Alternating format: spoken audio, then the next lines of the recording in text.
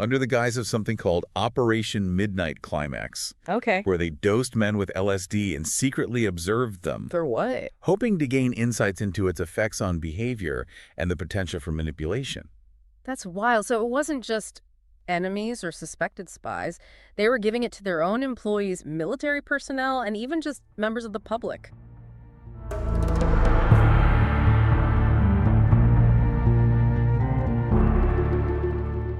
You're listening to the Untold American Podcast, hosted by Dean and Jess. It's your go-to show for uncovering the fascinating, bizarre, and untold stories of American history and news. Don't forget to like and subscribe, hit that notification bell so you never miss an episode of the stories you won't hear anywhere else. Welcome back to Untold American. I'm Dean. And I'm Jess. And we're continuing to look at American conspiracy theories that, well, turned out to be true. That's right.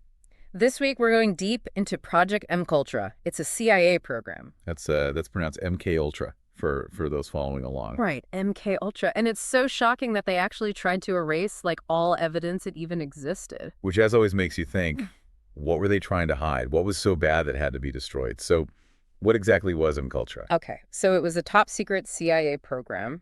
Ran from the early 1950s to at least the late 1960s. Okay. And it focused on mind control and chemical interrogation. Right. And the really disturbing thing is they used U.S. citizens as test subjects. Oh, wow. Yeah, and they experimented on them using different methods to manipulate their minds and brain function. Now, given, the historical context, right, we're talking Cold War anxieties about Soviet brainwashing techniques and fears of a mole within the CIA. It makes sense they would want to maybe extract information and control minds, right? Absolutely. The U.S. was in a state of paranoia, facing threats from the Soviet Union, China, and North Korea. Right. So the idea of a truth serum, or a way to, control the minds of enemy agents or foreign leaders, was very appealing. Right. But the methods they used, some of which we'll get into later, were really far from ethical. It wasn't just about interrogation. They were trying to create a real-life Manchurian candidate. Yeah, someone who could be programmed to carry out actions without their conscious knowledge. Right, exactly. It's chilling. One of the most well-known aspects of MKUltra was their experimentation with LSD. LSD. Yeah. In the early 1950s, the CIA bought the entire world's supply of LSD. Wow. The entire world's supply. $240,000. That's a lot of money back then. Yeah. I can only imagine what that is today. Yeah, think about what that translates to in today's money. So they weren't exactly giving it out at Grateful Dead concerts, right? No, not quite. They administered it to a wide range of people, often without their knowledge or consent. Wow. Mental patients, prisoners, drug addicts, and even prostitutes. Wow. They even ran brothels. Wait, what? Yeah, under the guise of something called Operation Midnight Climax. Okay. Where they dosed men with LSD and secretly observed them. For what? Hoping to gain insights into its effects on behavior and the potential for manipulation. That's wild. So it wasn't just enemies or suspected spies. They were giving it to their own employees, military personnel, and even just members of the public. Yeah, essentially using them as guinea pigs in these mind-altering experiments. It's crazy. It is. Even famous author Ken Kesey, who wrote One Flew Over the Cuckoo's Nest, participated in LSD experiments at Stanford University. Oh, I didn't know that. Though it's unclear if he was aware of the CIA's involvement. Right. It just shows how blurred the lines were between scientific research, national security, and individual rights during this time. Yeah, and while they saw the potential of LSD for interrogation or disrupting enemy operations, they ultimately decided it was too unpredictable for reliable control. Right. So LSD was just the tip of the iceberg. They were experimenting with a whole bunch of different drugs. You're right. We're talking heroin, morphine, temazepam, mescaline, psilocybin, even more obscure substances like scopolamine and ergin. Wow. Yeah.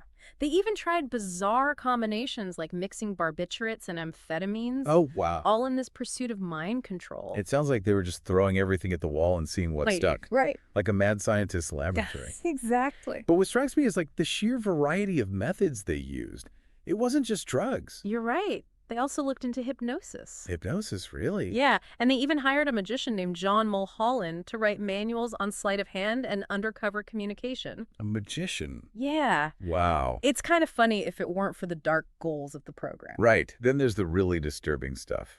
The experiments that went beyond just interrogation or manipulation. Yeah, the ones that aim to fundamentally change a person's identity and erase their memories. Yeah, scary. This is where Dr. Donald Ewan Cameron comes in. Cool. He was obsessed with this idea of psychic driving. Psychic driving. Yeah, he thought he could erase memories and reprogram someone's psyche. That's terrifying. Yeah. Imagine having your whole personality wiped clean and rebuilt. Yeah. It's like something out of a dystopian sci-fi novel. His methods were really horrific. He used drug-induced comas, played take loops of noise or repetitive statements for days on end, and used electroconvulsive therapy at dangerous levels. All to break down and rebuild a person's mind. And the CIA funded his research. Even though it was harming his patients. Yeah. Wow. We have sources that detail some of the terrible consequences of his experiments. Yeah. Amnesia, incontinence, the inability to speak or recognize loved ones.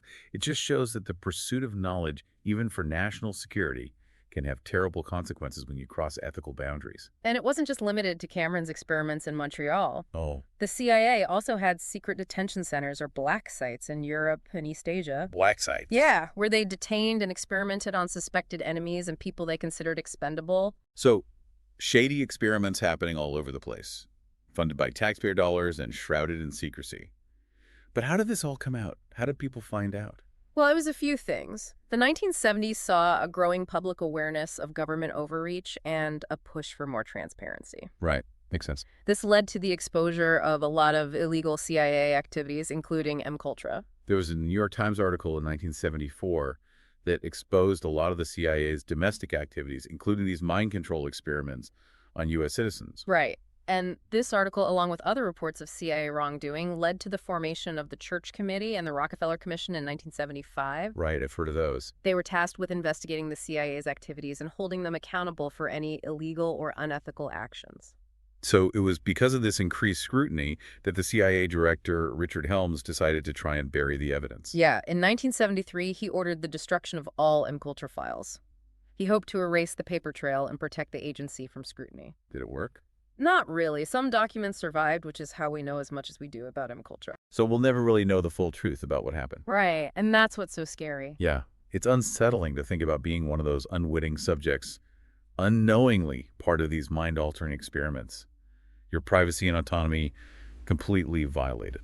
It's a question that haunts the legacy of MKUltra, and it's something we'll continue to discuss as we explore the program's impact on individuals, ethical considerations, and the chilling parallels it has to our modern world. Right, because as crazy as MKUltra is, it's not just a relic of the past. It raises some important questions about government transparency, the potential for abuse of power, and the ethical limits of scientific research. Questions that are just as relevant today as they were during the Cold War. Exactly. Yeah. It's hard to believe something like MKUltra could even happen in a democratic society, but it did. And the consequences were devastating. One of the most well-known cases is Frank Olson, an army biochemist who died in 1953 after being secretly given LSD. Right. By a CIA operative. His death was ruled a suicide, but his family always said he was murdered to keep him from exposing MKUltra. Yeah. Olson's death showed how dangerous MKUltra was. But the full horrors didn't come out until years later, partly because of some really good investigative journalism. Those 60 Minutes docs from '84 were pretty eye-opening. They showed what happened to some of Dr. Cameron's Canadian patients. The psychological trauma is just heartbreaking. Yeah. A lot of them went to the Allen Memorial Institute for minor things, like anxiety or depression. They had no idea they'd be experimented on, let alone subjected to the kind of extreme treatments Cameron was using. Like Val Orlico. She went in for an eating disorder and ended up being treated for 9 months. She was given LSD 67 times. 67 times. It's unimaginable what that must have done to her. She later said she felt completely disoriented, like she was shattered, couldn't remember basic things like how to get dressed or even recognize her own children. It wasn't just the immediate effects of the drugs either. Many of those patients suffered long-term consequences. Amnesia, anxiety, depression, mental health issues that haunted them forever. It's clear that Cameron's experiments went way beyond any real medical treatment. He was using his patients as guinea pigs. Trying to develop mind control techniques. Yeah, and the CIA was funding it. Another tragic case from those docs is Robert Logie. He was only 18 when he was admitted to Allen Memorial for psychosomatic issues, and they hit him with everything. LSD, psychic, driving electroconvulsive therapy. Everything. Logie later said those treatments messed him up. Bad memory problems, psychological scars that never healed. He was never the same. And what's even more disturbing, the Canadian government was fully aware of these experiments and complicit. It's crazy to think a government could approve of something like this, and the fact that the CIA tried to cover it up makes it even worse. The cover-up is so telling.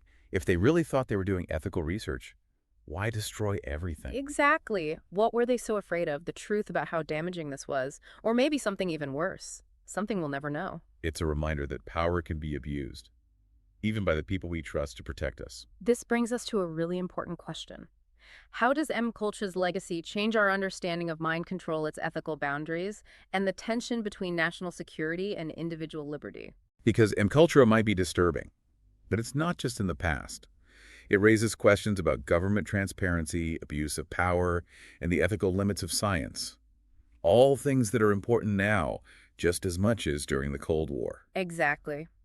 We live in a world with more and more surveillance data collection and advances in artificial intelligence.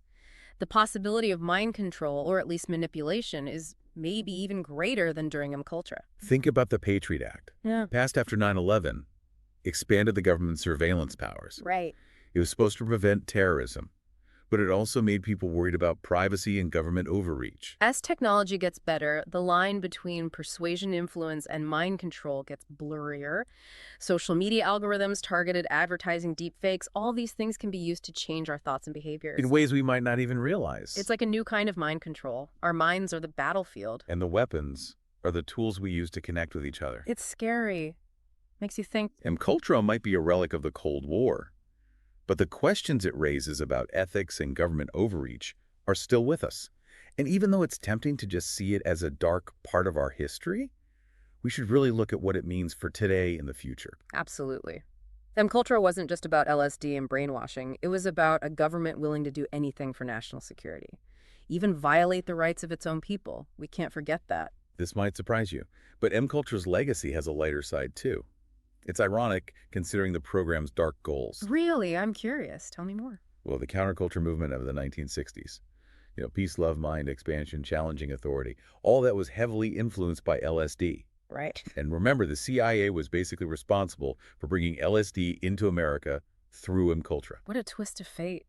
The program designed to control minds actually helped create a movement all about individual freedom. It's like they created something they couldn't control. Some of the key figures in the counterculture, like Ken Kesey, he actually participated in some of those early LSD experiments. Makes you wonder if the CIA ever saw the irony.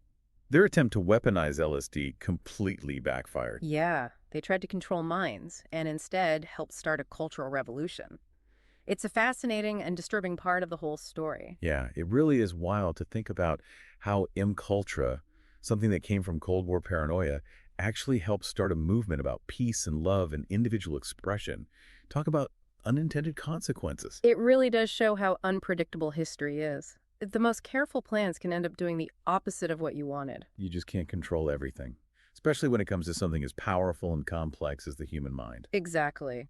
And when we talk about the lasting effects of MKUltra, it's not just cultural shifts. It also had a big effect on how much we trust the government and institutions. Right. After learning about these secret experiments and how the government tried to hide them, it makes sense that people would be skeptical of authority. Yeah. It really hurt public trust in a major way. And that skepticism is good in a way, but it can also be a problem. MKUltra has led to a lot of conspiracy theories. Well, yeah, when you learn about something as crazy as MKUltra, it makes you wonder what else is being kept secret. It can get out of hand.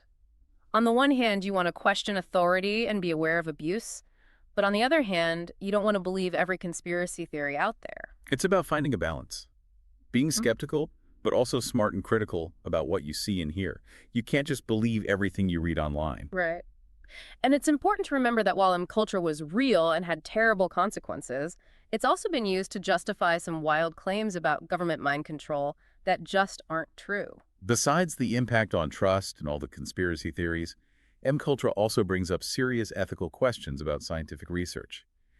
Where do we draw the line when it comes to experimenting on people? Informed consent is so important. You can't just experiment on people without their knowledge or permission. It violates their basic human rights. And there needs to be way more oversight and accountability, Right. especially when it comes to government-funded projects.